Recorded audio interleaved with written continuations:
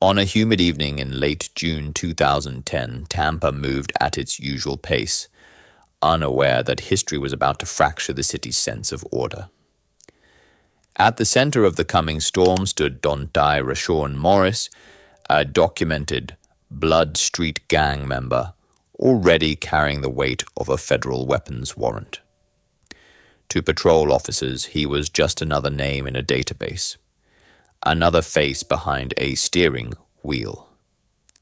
But to the city, he would soon become the catalyst for the largest manhunt the Tampa Police Department had ever known. When Morris was stopped during a routine traffic encounter on June 29, 2010, the moment unfolded without warning or spectacle. Just flashing lights, a brief exchange, and then gunfire that tore through the ordinary rhythm of the night. In seconds, officers David Curtis and Jeffrey Kokab were slaughtered in cold blood, struck down during what should have been a standard stop, meant to keep the streets safe. Morris bolted from the scene on foot, disappearing into nearby neighborhoods, leaving behind shattered lives and a city thrown into emergency mode. The immediate aftermath was chaos, measured by sirens and radio chatter. News of the double homicide rippled through law enforcement channels, igniting fear, rage, and urgency in equal measure. The fallen officers were not statistics. They were colleagues, friends, fathers, and sons. As crime scene tape went up and patrol cars flooded the area, the reality set in that a heavily armed fugitive had vanished into Tampa's dense residential maze.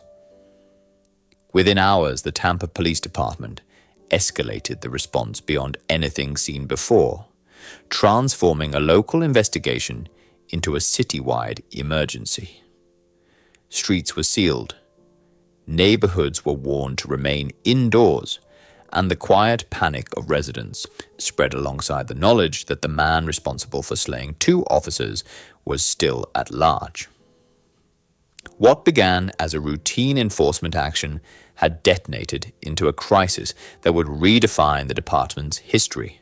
By dawn, the manhunt had swollen into a massive coordinated operation unmatched in Tampa's past. More than 1,000 law enforcement personnel from 22 agencies converged on the city, creating a web of uniforms, badges, and weapons that stretched across jurisdictions. Federal muscle arrived quickly, with the Federal Bureau of Investigation and the Bureau of Alcohol, Tobacco, Firearms, and Explosives reinforcing local forces. SWAT teams rolled through streets in armored vehicles, their presence signaling that authorities were preparing for the worst. The scale was staggering. Officers combed through roughly 300 homes, searched abandoned structures, and dragged waterways where a desperate fugitive might hide. Helicopters thundered overhead day and night, using thermal imaging to scan rooftops, backyards, and canal banks, while K-9 units traced scent trails that twisted through alleys and back fences before vanishing into nothing. As the search intensified, the city felt occupied by its own protectors. Residents watched from windows as tactical teams moved door to door, their rifles trained and their nerves tight.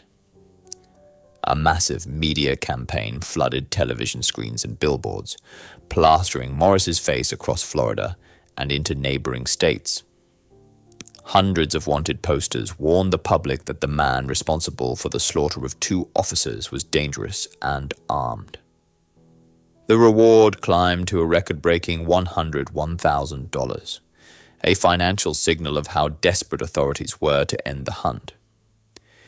Tip lines rang non-stop, overwhelmed by sightings that led to dead ends, mistaken identities, and false hope. Each hour Morris remained free deepened the psychological toll on officers and civilians alike. The sense that the city was holding its breath while waiting for an inevitable confrontation. Complications mounted as investigators widened the net around Morris's personal circle. His brother, Dwayne Calloway, was arrested on unrelated charges, a move that underscored how closely law enforcement was scrutinizing anyone connected to the fugitive. Morris's girlfriend, Courtney Brantley, was also taken into custody for her role in the initial traffic stop, further tightening the pressure around him. Then came a revelation that shocked the public. Morris's aunt, herself an employee of the Tampa Police Department, had withheld information that could have brought the manhunt to a swifter conclusion. Her silence raised painful questions about loyalty, accountability, and betrayal within the ranks, and it would later cost her job. As days dragged on, frustration grew. Resources were stretched thin. Officers worked on little sleep, and the fear that the hunt could end in further homicide loomed over every tactical decision. Behind the scenes, investigators recognized that brute force alone might not resolve the crisis. While armored vehicles and helicopters dominated the streets, detectives quietly shifted strategy, searching for leverage rather than gunfire. The turning point came when an associate of Morris agreed to cooperate, opening a channel of communication that would prove decisive. What followed was a grueling 30-hour negotiation, carried out away from the cameras and the roar of rotors overhead. In those tense exchanges, law enforcement appealed not to fear alone, but to exhaustion, inevitability, and survival. Morris, cut off from escape routes and surrounded by the consequences of his actions, was forced to confront the reality that the city had closed in around him.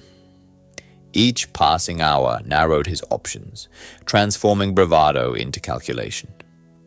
On July 2nd, 2010, the manhunt reached its quiet end.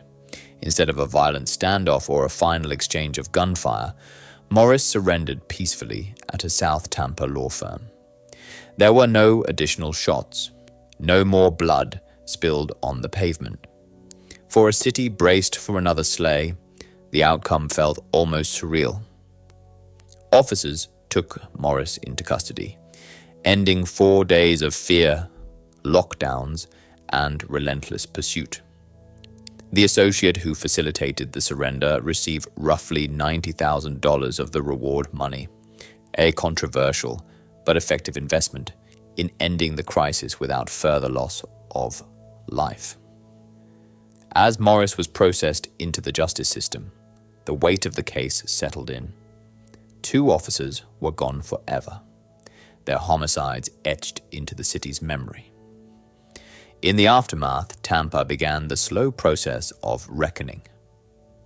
The manhunt was cemented as the largest in the department's history, a benchmark for interagency cooperation and a case study in modern policing tactics. Yet beyond the statistics and after-action reports lay the human cost, the families left behind, the officers haunted by what might have happened, and a community forced to confront the fragility of routine moments. The story of Dontae Rashawn Morris is not just about a fugitive captured. It is about how swiftly normalcy can collapse, how violence can erupt without warning, and how a city can mobilize every resource it has to confront a single act of devastating homicide. In the end, Tampa exhaled, but it would never forget how close it came to a far darker conclusion.